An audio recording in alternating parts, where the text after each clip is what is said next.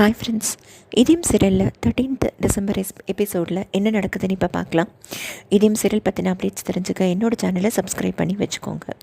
இப்போ பாரதி ஆண்டாள் கிட்ட சொல்லி அழறாங்க. இந்த மாதிரி ஆதியோட அம்மா என்கிட்ட நல்லதனமாக எனக்கு இந்த நகையெல்லாம் போட்டு விடலை, பட் அவங்க வேணும்னு என்னை இரிட்டேட் பண்ணுறதுக்கு தான் இப்படிலாம் பண்ணியிருக்காங்க அப்படின்னு சொல்கிறாங்க. உடனே ஆண்டாள் கேட்குறாங்க, அப்படின்னா அவங்க எதுக்கு அவ்வளோ பாசமாக இந்த ஃபங்க்ஷன் நடத்தணும் அப்படின்னு கேட்ட உடனே அதுக்கு பாரதி சொல்கிறாங்க, இல்லை இப்போ எல்லாருக்கும் தெரிஞ்சிடும்ல, இனிமேல் என் வயத்தில் வளர்கிற குழந்தை ஆதியோடது அப்படின்னு சரி அப்படி தெரிய வைக்கிறதுனால அவங்களுக்கு என்ன அப்படின்னு கேட்குறாங்க ஆண்டாள். அதுக்கு உடனே பாரதி சொல்கிறாங்க, அப்படி தெரிஞ்சிருதுன்னா இனிமேல் நான் அந்த குழந்தைய அழிக்கிறதோ இல்லை எந்த ஒரு விஷயமும் செய்ய மாட்டேங்கிறதுக்கு தான் இப்படி பண்ணியிருக்காங்க அப்படின்னு சொன்ன உடனே ஆண்டாளுக்கும் கோவம் வருது. சரி இவ்வளோ கீழ்த்தனமாக யோசிச்சிருக்காங்க அப்படின்னு ரெண்டு பேரும் பேசிக்கிறாங்க. இவங்க பேசுகிறது எல்லாத்தையும் தர்மலிங்கம் நின்று கேட்டுக்கிட்டே இருக்கார். அப்போ உடனே ஆண்டாள் சொல்கிறாங்க, இப்போ யார் இந்த விஷயத்தெல்லாம் அவங்களுக்கு சொல்லியிருப்பாங்க அப்படின்னு யோசிக்கும்போது பாரதி உடனே வேறு யார், ஆதி தான் சொல்லியிருக்கணும், இங்கே நடந்த எல்லா விஷயத்தையும் அவர் தானே சொல்வார், ஸோ இதையும் அவர் தான் சொல்லியிருக்கணும் அப்படிங்கிறாங்க. உடனே ஆண்டாள் இல்லை கண்டிப்பாக இது ஆதி சொல்லியிருக்க மாட்டாருன்னு எனக்கு தோணுது அப்படின்னு உடனே இரு நான் ப்ரூவ் பண்ணுறேன் அப்படின்னு சொல்லிட்டு ஆண்டாளோட ஃபோன் எடுத்து ஆதிக்கு டயல் பண்ணுறாங்க. பட் ஆனால் ஆதி ஃபோனை பிக்கப் பண்ணலை. சரி அழகருக்கு பண்ணுறேங்கிறாங்க, அழகரும் பிக்கப் பண்ணல, லைனே போகல. சரி இது கண்டிப்பாக ஆதி தான் சொல்லியிருப்பாங்கன்னு பாரதி சொல்கிறாங்க. ஆனால் உடனே ஆண்டாள் சொல்கிறாங்க, இல்லை இது ஆதி சொல்லியிருக்க மாட்டார், அவர் இந்த மாதிரி விஷயத்தெல்லாம் அப்படி சொல்கிறதுக்கு வாய்ப்பு இல்லை அப்படிங்கிறாங்க. பார்ப்போம், அவர் வந்த உடனே நம்ம கேட்போம். ஆனால் நீ ரொம்ப ஆத்திரப்படுற பாரதி, பொறுமையாக இதை ஹேண்டில் பண்ணு, சின்ன விஷயத்தை ஊதி ஊதி பெருசாக்காத, அதனால் உன் கோபம் இதில் ரொம்ப அதிகமாக இருக்குது, இப்படி நீ நடந்துக்காத பாரதின்னு சொல்லி ஆண்டாள் அட்வைஸ் பண்ணுறாங்க. இப்போ ஒன்று இதெல்லாம் இவங்க பேசிகிட்டு இருக்கும்போதே உடனே தர்மலிங்கம் இதை இப்படியே விடக்கூடாது, இதை ஊதி பெருசாக்கணும்னு சொல்லிட்டு நேராக போய் சாரதா அம்மா கிட்டே போய் உட்காந்து என்னாச்சு எப்படி இருக்கீங்க அப்படி இப்படின்னு கேட்டுட்டு, இது மாதிரி பார்த்தீங்களா ஏன் பாரதி இந்த மாதிரி ஒரு முடிவு எடுத்தா தெரியுமா, அதுக்கு எல்லாத்துக்கும் காரணம் தமிழ் தான், தமிழ் இப்போ நான் ப்ரூவ் பண்ணுறேன் பாருங்கள் அப்படின்னு சொல்லிட்டு தமிழை கூப்பிட்டு, நீ என்னம்மா ஒரு சண்டை வந்தது உனக்கும் உங்கள் அம்மாவுக்கும் உங்கள் அப்பாவுக்கும் இப்போ ரீசெண்டாக எதுக்கு சண்டை வந்தது அப்படின்னு கேட்டுட்டு, நீ தம்பி பாப்பா வேணான்னு சொன்னதுனால சண்டை வந்தது அப்படிங்கிற குழந்தைய உடனே ஆமாம் அதுதான், பட் ஆனால் அதுக்கப்புறம் ஆண்டாளத்தை அப்படின்னு அவசியம் சொல்ல வரா. இல்லை அதெல்லாம் நீ சொல்ல வேண்டாம், பட் நீ தம்பி பாப்பா வேணான்னு சொன்ன, அதுக்கு தான் உங்கள் அப்பா அம்மாக்குள்ளே சண்டை வந்துச்சு அதானே அப்படின்னோடனே ஆமாம் நான் தான் சொன்னேன் அப்படின்னு சொல்லிட்டு தமிழ் எழுந்து போயிடுறா. இதை கேட்டுட்டு இருந்தல சாரதா அம்மாவுக்கு ரொம்ப கோவம் வருது. என்னது தம்பி பாப்பா வேணான்னு இவ சொன்னாளா அப்படின்னு உடனே தர்மலிங்கம் சொல்கிறார், ஆமாம் நீங்கள் யாரோ பெற்ற குழந்தைக்கு நீங்கள் ரொம்ப செல்லம் கொடுத்து வச்சுருக்கீங்க, கடைசியில் பாருங்கள் அவள் உங்களோட சொந்த வாரிசை வரவிடாமல் செஞ்சுருக்கா, ஸோ இவ தான் எல்லாத்துக்கும் காரணம், எல்லாம் வளர்ப்பு அப்படி அப்படின்னு சொல்லி பாரதியும் தமிழையும் ரொம்ப மோசமாக பேசுகிறாரு தர்மலிங்கம். இதை கேட்டு சாரதாம்மாவுக்கு இன்னும் கோபமாகுது. ஸோ இப்போ அவர் ரொம்ப குழப்பத்தை உண்டு பண்ணிக்கிட்டே இருக்கார். இப்போ உடனே அன்றைக்கி நைட்டு பாரதி மாத்திரையெல்லாம் கொடுக்குறாங்க சாரதாம்மாவுக்கு. அப்போ உடனே சாரதாம்மா நம்ம தமிழை ஒரு போர்டிங் ஸ்கூலில் போட்டுடலாம் அப்படின்னு சொல்கிறாங்க. இதை கேட்டவுடனே பாரதி சொல்கிறாங்க, இதை பற்றி நம்ம ஏற்கனவே பேசிட்டோம், திருப்பி இதை பற்றி பேசாதீங்க அப்படின்னு சொல்கிறாங்க. அதுக்கு முன்னாடி பாரதி எக்ஸ்பிளைன் பண்ணுறாங்க, தான் ஏன் அபார்ட் பண்ணோன்னு நினச்சோம், அப்போ வீட்டில் நடந்தது, ஆதி குழந்தை வேண்டான்னு சொன்னது, இது எல்லாத்தையுமே அவங்க சாரதா அம்மா கிட்டே சொல்கிறாங்க.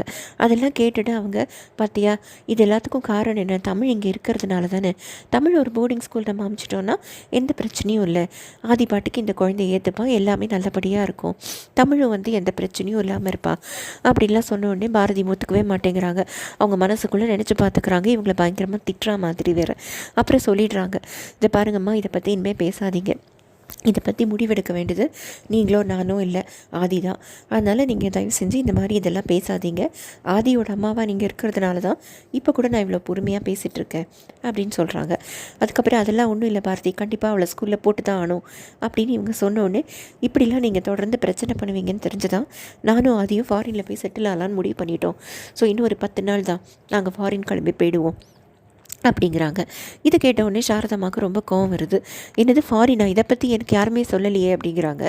ஆமாம் எல்லா விஷயத்தையும் வீட்டில் நடந்தது, வீட்டு வாசலில் இருந்த தோட்டத்தில் இருக்கிற பூ முதற்கொண்டு சொன்ன உங்கள் ஆதி இதை பற்றி சொல்லலையா, அதை அதை பற்றி நீங்கள் உங்கள் பையன்கிட்டயே கேட்டுக்கோங்க அப்படின்னு சொல்லிட்டு அவங்க போயிடுறாங்க. இப்போ சாரதாமா பயங்கர கோவமாக இருக்காங்க.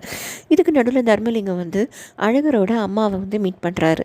அவர் ஏதோ நின்று ஏதோ இளநீர் குடிச்சிட்ருக்காரு. அந்த பக்கமாக அவங்க ரோட்டில் நடந்து போனவுடனே சம்மந்தியம்மான்னு கூப்பிட்டு அவங்கள வந்து சும்மா உங்கள் பையன் உங்கள் மேலே எவ்வளோ பாசமாக இருக்கான்னு தெரியுமா, தீபாவளிக்கு புடவை வாங்கி வச்சான், நீங்கள் இல்லைன்னு அவன் வருத்தப்படுறான் அப்படின்லாம் சொல்லி ஏற்றி விட்றாரு.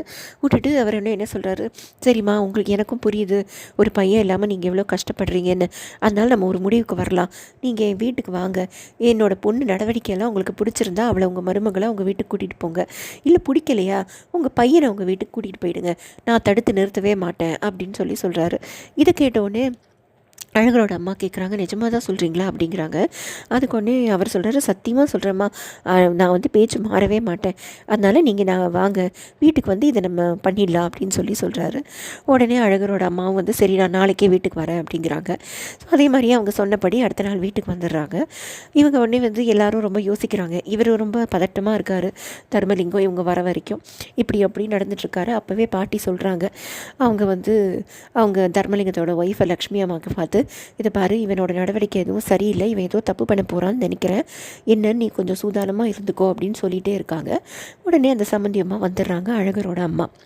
வந்தோடனே அவங்க வந்து சரி என் பிள்ளை எங்கன்னு கேட்குறாங்க. அவர் வந்து ஊருக்கு போயிருக்காருன்னு சொன்னோடனே சரி என் பிள்ளைய கொத்தி இழுத்துட்டு போனாலே அவள் எங்கே அப்படின்னு கேட்டவுடனே தர்மலிங்கம் சொல்கிறாரு, உங்கள் மருமக எங்கன்னு கேளுங்க அப்படின்னு சொல்லிட்டு கூப்பிடுமா, ஆண்டாளை கூப்பிடு அப்படின்னு சொன்னோடனே ஆண்டாள்னு கூப்பிட்டோடனே பவித்ரா வந்து நிற்கிறாங்க. என்னது இவளையா கல்யாணம் பண்ணியிருக்கான் அப்படின்னு கேட்குறாங்க. இல்லை இவன் 2வது பொண்ணு, கூப்பிடு ஆண்டாளை அப்படின்னு சொல்லிட்டு பவித்ரா ஆண்டாள் எங்கம்மா அப்படின்னு அவங்க சொல்கிறாங்க, இல்லைப்பா இன்னும் அக்கா எழுந்துக்கவே இல்லை அப்படிங்கிறாங்க. இதை கேட்டவுடனே இவங்களுக்கு ரொம்ப கோவம் வந்துடுறது. சூரியன் வந்து இவ்வளோ நேரம் ஆச்சு இன்னுமா எழுந்துக்கல அப்படின்னோடனே ஆண்டாள் அங்கே வந்து என்ன எல்லோரும் தொலைன்னு பேசிக்கிட்டே இருக்கீங்க அப்படின்னு சொல்லிட்டு சோஃபாலேயே திருப்பி படுத்துக்கிறாங்க.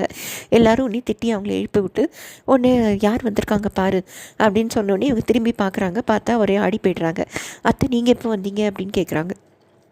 உடனே அழகரோட அம்மா சொல்கிறாங்க, எங்கள் வீட்டுக்கு வர வேண்டிய மாட்டு பொண்ணு வந்து காலையிலே எழுந்து குளித்து சாமிக்கு விளக்கேற்றி ஸ்லோவாக சொல்லி சமையல்லாம் முடித்து அப்படி இருந்தால் தான் எனக்கும் பிடிக்கும், என் வீட்டுக்காரருக்கும் பிடிக்கும், இந்த மாதிரிலாம் இருந்தால் எங்களுக்கு பிடிக்கவே பிடிக்காது அப்படிங்கிறாங்க. உடனே அந்த லக்ஷ்மி அம்மா சப்போர்ட் பண்ணுறாங்க, இல்லை அவள் இன்றைக்கி தான் அப்படி லேட்டாக எழுந்துட்டா அப்படிங்கிறாங்க. உடனே பாட்டி சொல்கிறாங்க, இல்லை புது ஜவுளி கடை திறக்க போகிறாங்கல்ல, அந்த வேலையெல்லாம் பார்த்துட்டு அவள் காலையில் 4 மணிக்கு தான் வந்து படுத்தா, அதனால தான் இன்றைக்கி லேட் ஆகிடுச்சு, மற்றபடி நீங்கள் சொல்கிற மாதிரி தான் எங்கள் வீட்டு பொண்ணு இருப்பா அப்படின்னு சொல்கிறாங்க. உடனே போ அப்படின்னு சொல்லிட்டு ஆண்டாள் அனுப்புகிறாங்க. ஆண்டாள் ஒன்று என்னது நானா அப்படி இருப்பேன் அப்படின்னு சொல்லி அவங்க அப்படியே ஒரே தயங்கிட்டே போகிறாங்க. இவங்க வந்து அவங்கள முறைச்சிக்கிட்டே இருக்காங்க. இப்போ வந்து உடனே அவங்க பாட்டி சொல்கிறாங்க, சரி சம்மந்தியம்மாவுக்கு போய் நல்லா சமைக்கிறதுக்கு எல்லாம் வாங்கிட்டு வா அப்படின்னு சொல்லி அனுப்பி வைக்கிறாங்க. இப்படி தர்மலிங்கம் ரோட்டில் நடந்து போகும்போதே சாரதாம்மா அவங்கள பார்த்துட்டு கூப்பிட்றாங்க. கூப்பிட்டுட்டு இந்த மாதிரி பாருங்கள், நேற்றுக்கு நான் வந்து பாரதிக்கிட்ட சொன்னேன், இந்த மாதிரி அந்த குழந்தைய கொண்டு போய் போர்டிங் ஸ்கூலில் போடலான்னு அவள் கேட்கவே இல்லை, கடைசியில் பார்த்தா அவங்க 2 பேரும் போய் வெளிநாட்டில் போய் செட்டில் ஆக போகிறதா சொல்கிறாங்க. பாரு என் பிள்ளைய என்கிட்டேருந்து பிரித்து கூட்டிகிட்டு போகிறா, இந்த பாரதி ஏன் தான் இப்படி இருக்காளோ தெரியல அப்படின்னு சொல்லி சாரதா மாற்றிட்டாங்க. உடனே தர்மலிங்கமும் பாருங்கள் எவ்வளோ கேவலமான ஒரு பிறவி, இப்படியா பண்ணுவாங்க, அம்மாவும் பிள்ளையும் பிரிப்பாங்களா, எல்லாம் நீங்கள் கொடுத்த இடம்தான், இந்த ஆதி தம்பி வந்து இவங்க பின்னாடி சுற்றி இவளை கல்யாணம் பண்ணதுனால அவளுக்கு ரொம்ப திமிராயிடுச்சு, இந்த பாரதி புள்ள என்ன தான் இப்போ ஏன் தான் இப்படி இருக்காளோ தெரியல அப்படின்னு தர்மலிங்கமும் இன்னும் ஏற்றி விடுறாரு. சாரதாமா அப்படியே முறைச்சிக்கிட்டு நிற்கிறாங்க. அதோட இந்த எபிசோடு முடியுது. இதையும் சீரியல் பற்றின அப்டேட்ஸ் தெரிஞ்சுக்க என்னோடய சேனலை சப்ஸ்கிரைப் பண்ணி வச்சுக்கோங்க. Thank you friends.